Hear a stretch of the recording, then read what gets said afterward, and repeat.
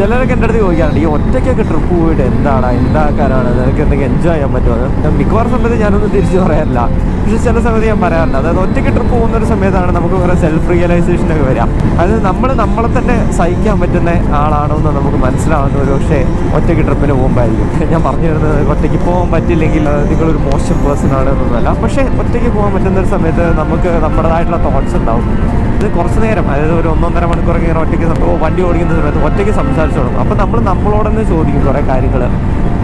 എത്ര വലിയ material value ഉള്ള കാര്യങ്ങൾ നമ്മൾ വാങ്ങിച്ചാലും അതിലൊരു പക്ഷേ ചിലപ്പോൾ സാറ്റിസ്ഫാക്ഷൻ ഫീൽ ചെയ്തൊന്നുമില്ല. പക്ഷേ ചെറിയ ചെറിയ കാര്യങ്ങൾ നമുക്ക് ചുറ്റുമുള്ളത് എൻജോയ് ചെയ്യാൻ പറ്റി കഴിഞ്ഞാൽ ഒന്നുമില്ല. ഈ പറഞ്ഞ പോലെ ഒരു മോർണിംഗ് റൈഡ്, അതല്ലെങ്കിൽ നല്ലൊരു ഇഡലിയും ദോശയും കഴിക്കുക, അതല്ലെങ്കിൽ നല്ലൊരു ബിരിയാണി കഴിക്കുക, നല്ലൊരു ചായ കുടിക്കുക, കുറച്ച് നേരം ഒരു കാറ്റ് കൊള്ളാൻ പോവുക, ഇതൊക്കെ നോ കോസ്റ്റ് എൻജോയ്മെൻ്റ് ആണ്.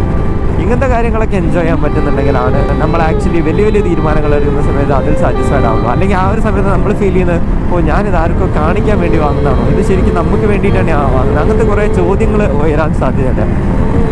ചെറിയ കാര്യങ്ങൾ എൻജോയ് ചെയ്ത് തുടങ്ങി കഴിഞ്ഞാൽ നമുക്ക് വലിയ കാര്യങ്ങൾ